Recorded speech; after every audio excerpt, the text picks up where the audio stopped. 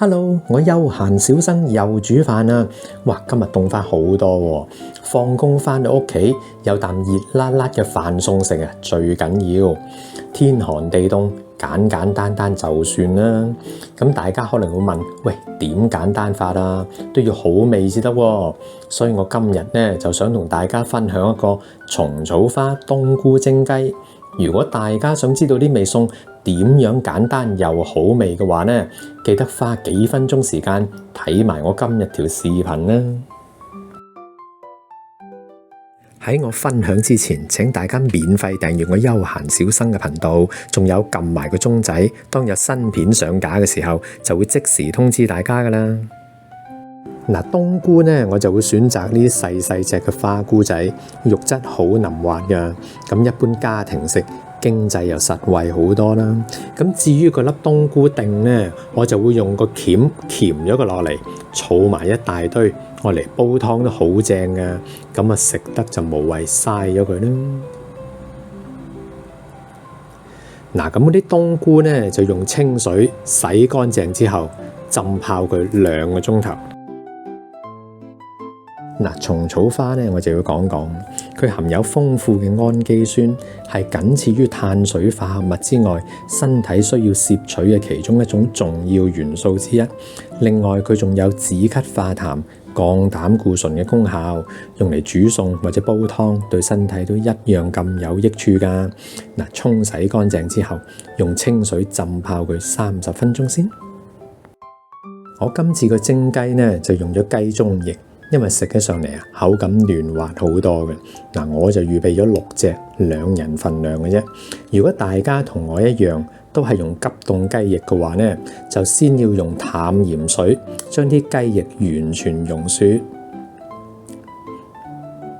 嗱，就係咁樣啦。嗱，當啲雞完全溶雪同埋索乾水之後呢，我哋就要將佢一開為二，用刀尾斬嘅時候，大家小心縮開另外隻手啊！咁樣斬落去唔靚啊嘛，唔靚咪由佢唔靚咯，盡量一刀過。若果唔係，就好容易有碎骨噶啦。嗱，最後將啲蔥切成蔥段，將啲薑切成薑絲，就可以準備幫啲雞翼調味噶啦。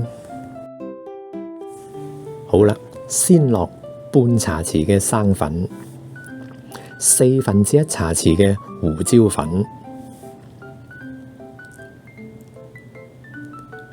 ，1茶匙嘅紹興酒，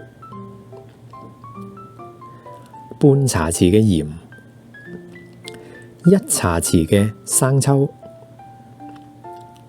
，1茶匙嘅蠔油，1湯匙嘅蒜蓉油，半茶匙嘅老抽，落埋啲薑絲啊、蔥白啦，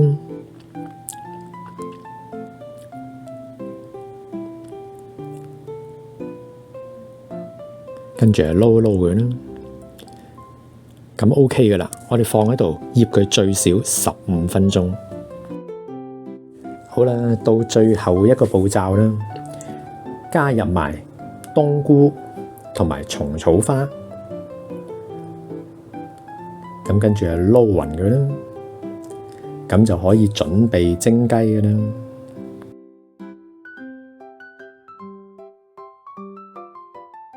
嗱，咁呢碟雞呢就唔係好大碟嘅啫，我會用大火蒸佢8分鐘，咁蒸好之後，我哋返嚟再傾過。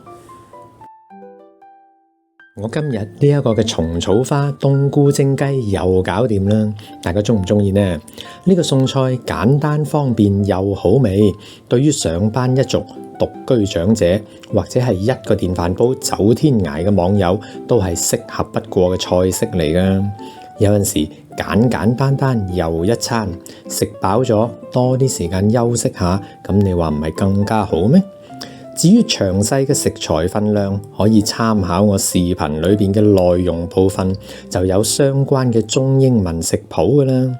我今日嘅分享係咁多啦。